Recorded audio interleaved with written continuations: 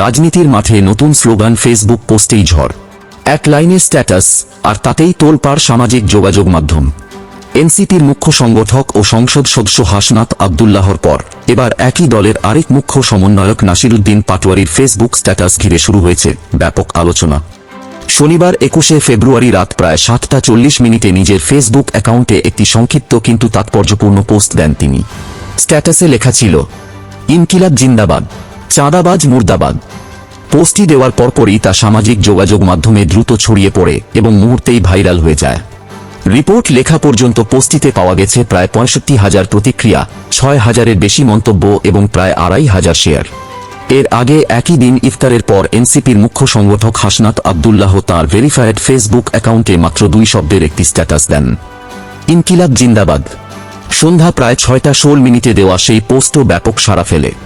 এতে প্রায় 2,94,000 প্রতিক্রিয়া, 31,000-এর বেশি মন্তব্য এবং প্রায় 8,500 শেয়ার দেখা গেছে। রাজনৈতিক বার্তা নাকি প্রতীকী অবস্থান? দুই নেতার পরপর এমন স্লোগানধর্মী পোস্ট ঘিরে রাজনৈতিক অঙ্গনে নানা আলোচনা শুরু হয়েছে। অনেকে এটিকে দলীয় অবস্থানের ইঙ্গিত হিসেবে দেখছেন, আবার কেউ বলছেন এটি জনসম্পৃক্ততা বাড়ানোর কৌশল।